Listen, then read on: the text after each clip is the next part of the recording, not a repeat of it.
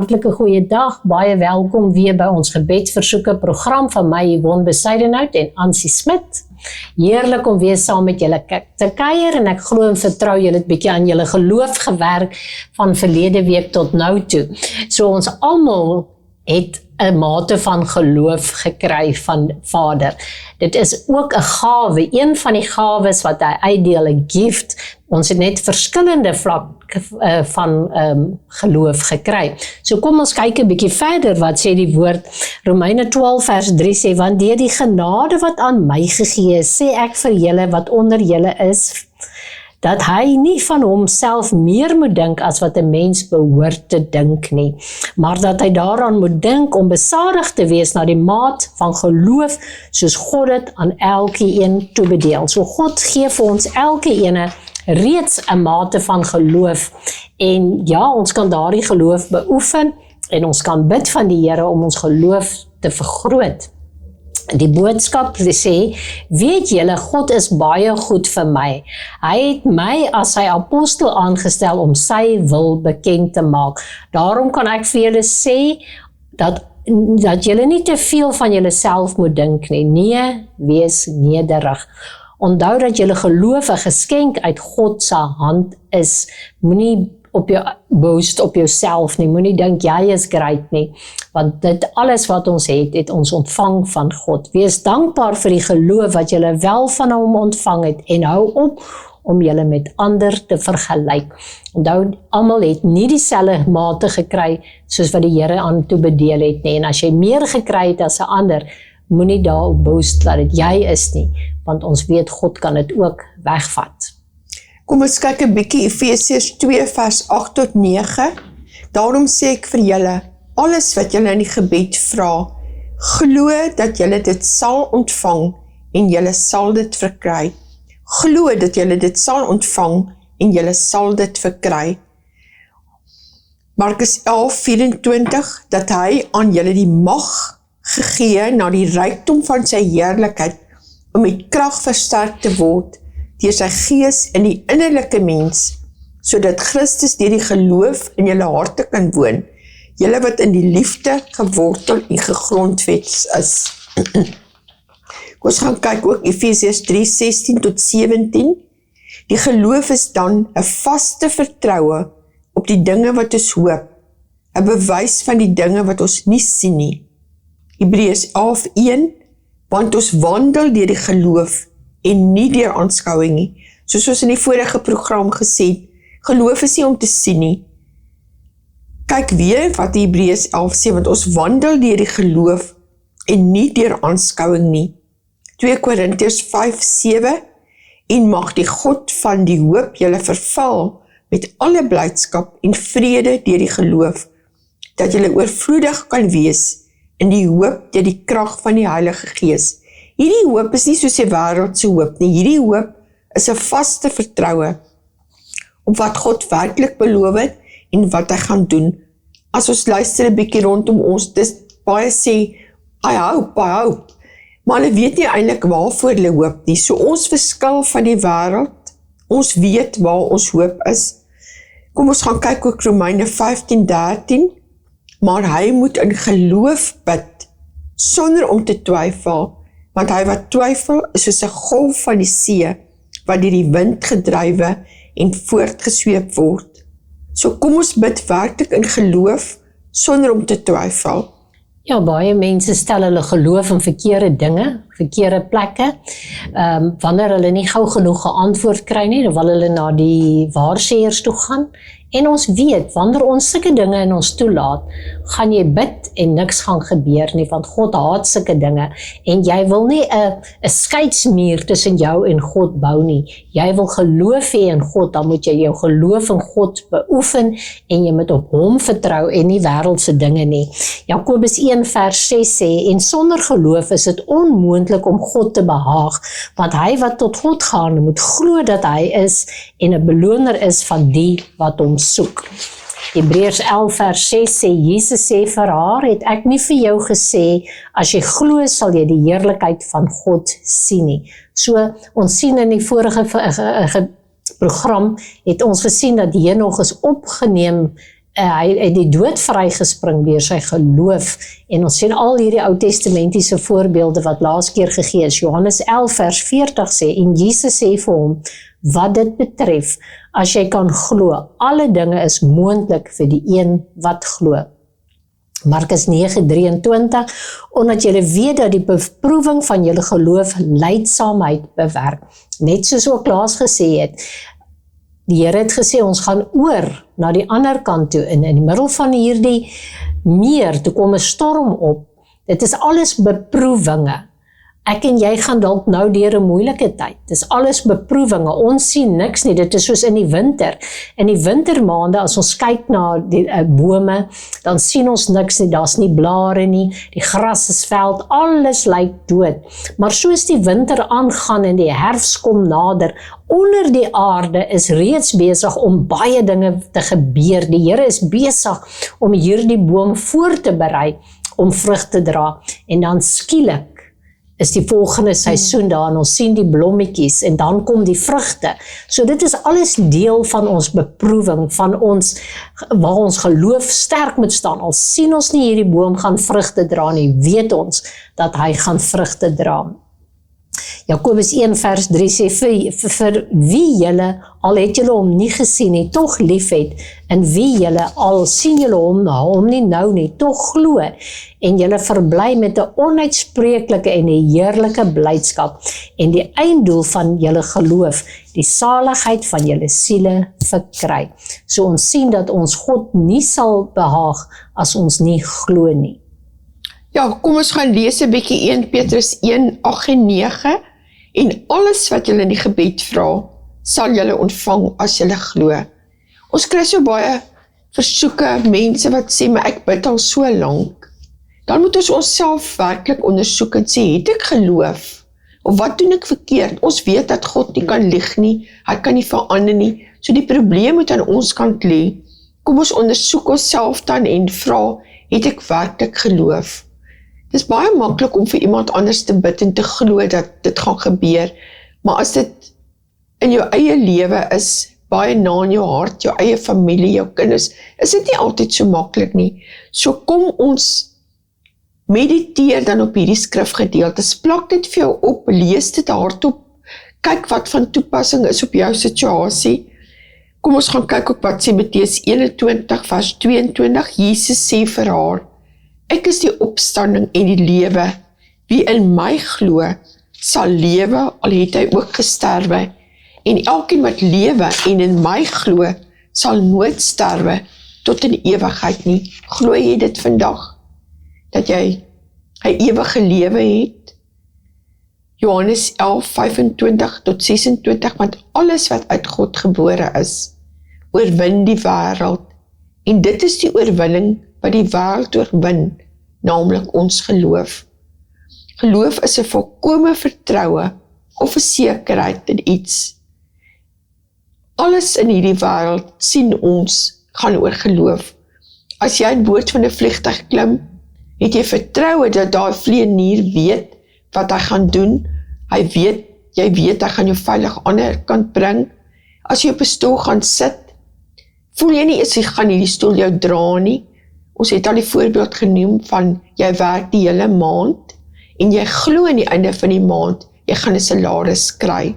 So kom ons maak werklik met ons geestelike geloof, as ek dit so kan stel, dit jou belangrikste.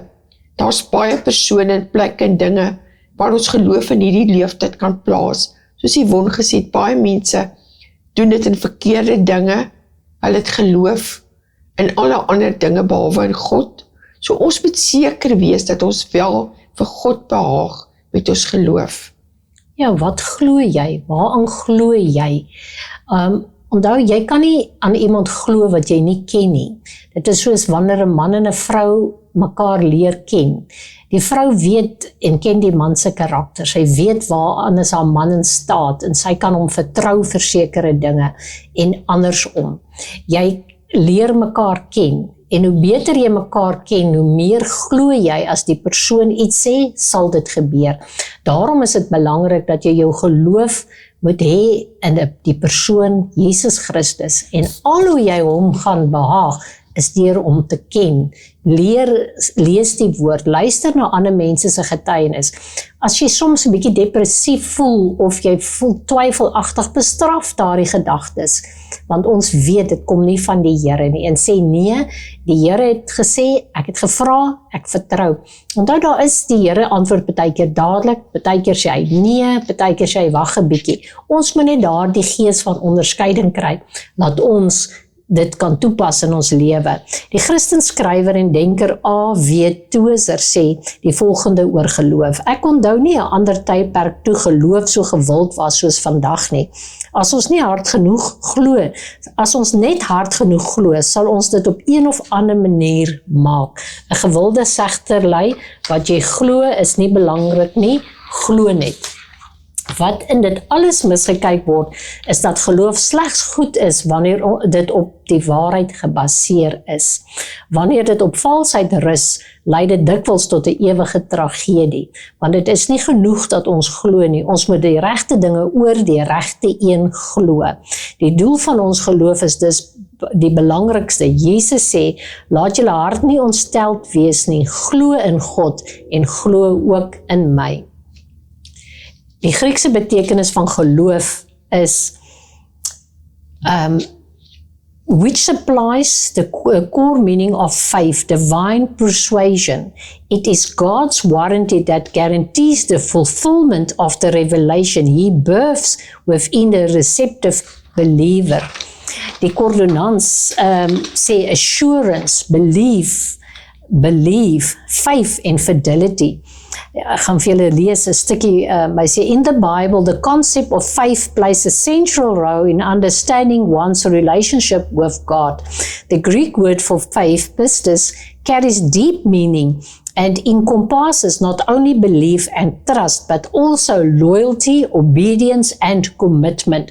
This word captures the essence of a complete reliance on God's acknowledging His power and authority, and surrendering Himself fully to His will. Met ander woorde, ek en jy surrender ons na hom. As we delve into the significance of pistis, we can gain a deeper understanding of the biblical teaching on faith and how it transforms life. Weer eens, lees die Bybel, kyk na ander mense se gevalle. Dit is nie so minder uniek as wat ons geloof in ons omstandighede vandag is nie. Growing your faith in God involves daily prayer, consistent engagement with Scripture, trusting Him in all circumstances, and surround yourself with a supportive faith community. Jy kry baie mense wat baie negatief is, vermy hulle. Wees positief en moenie luister na die fluitspelers wat sê hierdie of daardie geval is dood nie, maar luister na Jesus se woord. As hy sê dit lewe en dit sal wees, so sal dit wees. Ja, as ons alles opsom, in die Bybel word die geloof, soos ons gesê het, pistis in Grieks gedefinieer as die versekering, die vertroue, ook die oortuiging.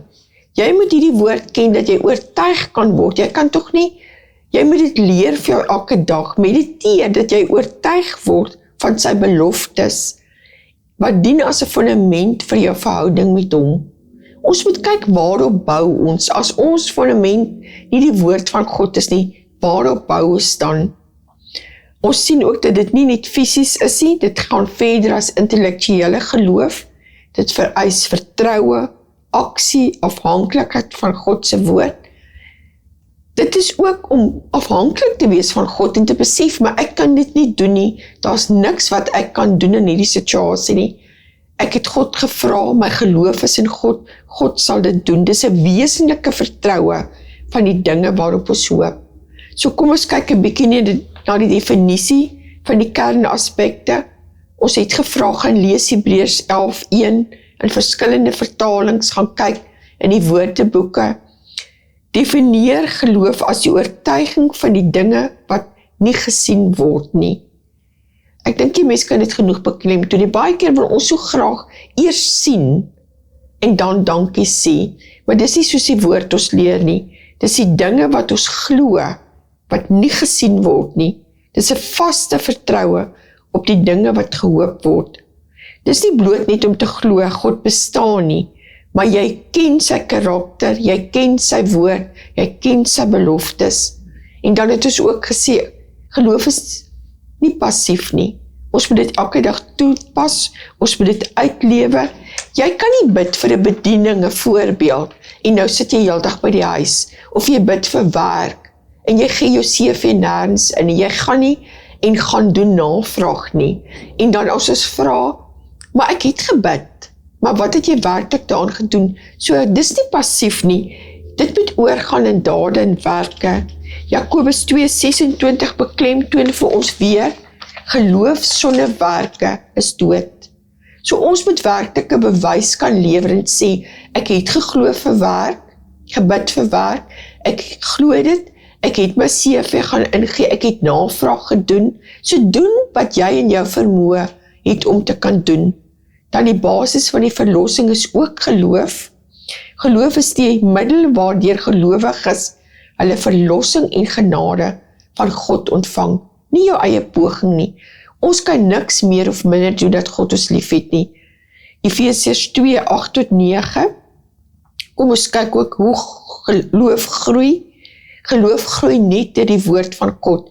So jy moet hierdie woord hoor en mediteer, totdat jy weet dat jy weet dat jy weet wat God se belofte is. Dis 'n vertroue in aksie. Ons het gesê van Abraham wat God gehoorsaam het, Noag wat die ark gebou het. Die mense rondom het gedink, maar Noag se kop het uitgehaak, hulle het vir hom uitgetaart, hulle het vir hom gelag, hulle het vir hom gespot en gesê, wat gaan met jou aan? Maar Noag was gehoorsaam. Hy het God se woord gehoor, hy het dit geglo en hy het was gehoorsaam en hy het die ark gebou. Hy het God se woord in ooreenstemming met sy aksies gedoen. Ja, ons sien, die geloof is ook 'n bron van krag. Geloof stel gelowiges in staat om God se krag te ervaar, berge te versit en beproewinge te verduur. Ja, beproewinge kom. Die duiwel wil hê ons moet twyfel, hy wil hê ons moet nie glo nie, maar moenie laat dit jou aandag aftrek vir dit waarop jy glo nie. Hou jou oë gefestig. In wese is geloof om op die persoon en voltooide werk van Jesus Christus te vertrou, om op sy betroubaarheid oor jou eie gevoelens en omstandighede te vertrou. So kom, laat ons nie op ons eie gevoelens staat maak nie, maar laat ons vertrou dit wat God gesê het en op sy woord. Hoe moet ons bid? Hoe moet ons in geloof bid? Bid met oortuiging. Kom ons praat met God asof hy 'n vriend is. Moenie dink jy moet 'n een of ander diploma of kwalifikasie om met God se kan praat nie. Nee, die Here wil hê, net soos wat ek en jy vandag met mekaar praat, moet jy met hom praat. Sê vir hom, Here, U ken my, U weet wat het ek nodig, U weet hierdie saak of hierdie ding, ek vertrou U, Here, want ek kies vandag, sê vandag vir die Here, Here, ek kies vandag om te glo. Praat met hom, lees gerus Johannes 15 vers 15, wees spesifiek in jou versoeke. My ouma het jare terug gebid en gesê, haar bril het gebreek en sy het gesê, ag Here, kan iemand vir my 'n ou brilletjie gee? Sy sê net 'n rukkie na, dit klop iemand aan die deur, sy het in 'n ouer huis gebly, en hier kom iemand met 'n klein ou brilletjie. Sy sê, en sy het so lekker gelag daaroor, want sy het geweet, die Here het ook 'n humorsin.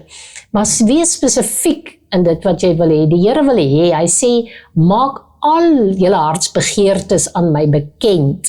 So, hy sal vir ons die paaie gelyk maak, maar kom, laat ons sake spesifiek aan hom bekend maak. Matteus 7 vers 7 tot 8 kan julle daaroor gaan lees, en bid met volharding, bid sonder ophou bid. Lukas 18 vers 1 tot 8 gaan lees 'n bietjie oor gebed, en hoe ons moet bid sonder ophou. Sê dankie vir die Here, maar die Here wil hê ons moet hom aanhou vertrou en glo tot dat lig deurbreek. Ja, pas die woord toe. Gaan lees weer Hebreërs 11, Romeine 4. Mediteer oor die beloftes soos in Jesaja 41:10 en pas die skrif op jou situasie toe Jakobus 1:22. As jy finansiële krisis het, gaan haal spesifieke verse uit wat daarop van toepassing is. As jy siekte het, gaan haal spesifieke en plak dit op, mediteer op dit, spreek dit oor hierdie situasie. Dan moet ons ook die stappe van gehoorsaamheid, identifiseer die areas waarin God jou geroep het om hom te vertrou. Baie keer moet ons onsself ondersoek en dan vind jy uit, maar ek vertrou God vir R10, maar ek nog nie vir R100 nie. So, ons moet groei in die geloof. Neem klein tree van geloof, soos Abraham wat vir Haran verlaat het. Vertrou God se leiding. God weet die beste. Jy verstaan dalk nie, hoekom is hierdie nee, of hoekom is hierdie wag nog die antwoord nie. Maar God sien in die toekoms en hy weet wat die beste vir jou en vir my is. So kom ons vertrou God, ons fokus op sy karakter. God is goed. Maak nie saak hoe die omstandighede rondom jou lyk nie, maak nie saak hoe jy voel nie. Psalm 103 vers 8, God is goed. God is magtig, Jeremia 32:17, God beloon die wat hom soek, Hebreërs 11 vers 6. So kom ons weet en ons leer meer en meer van God se karakter, om dit ook toe te pas op ons geloofslewe. Nou, dis al waarvoor ons tyd het die week. Ons wil julle ook motiveer en sê, gaan lees gerus 'n bietjie Galasiërs 3 en kyk wat die Here daaroor sê. Gaan maak 'n bietjie 'n studie daarvan, skryf met papier en pen neer alles oor geloof en pas dit toe in jou lewe en stuur vir ons daardie getuie. Stuur vir ons julle gebedsversoeke. Ons bid graag, ons intercessor span bid graag saam met julle. Ansie? Ja, kom ons bid vir vertroosting. Daar's baie mense wat geliefdes afgestaan het. Dan bid ons ook in oor vir skole, universiteite, kampusse, dat daar werklike geestelike leiers sal opstaan en dat die woord van God terug sal kom in ons skole, universiteite en kampusse, dat ons jeug sal kan bemagtig met die woord van God. En dan bid ons ook vir hierdie wet wat hulle wel probeer laat afkondig of jy weet nie eintlik hoe om dit te stel nie, maar hulle probeer om 'n wet in te bring dat hulle die kerke gaan belas, dat hulle die pastore gaan bestuur, dat hulle gaan sê wat in die kerke moet gebeur. So kom ons bid werklik dat die regering se geestelike oë sal oopgaan en dat hulle besef dis 'n land van God hierdie, ons dien vir God.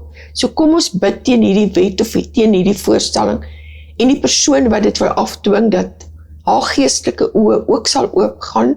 Ons roep ook haar gees, siel en liggaam in. So, Yvonne, ek gaan sommer nou vir ons afsluit.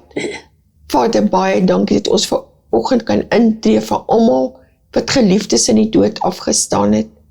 Dankie dat ons vanoggend weet dat U die God is wat vertroos. En dankie dat U vanoggend elke hart aanraak, dat U vir hulle vrede gee, dat U vir hulle kalmte gee, dat U vir hulle toevou in die genade en die liefde. Here, dan bid ons ook vir skole en universiteite.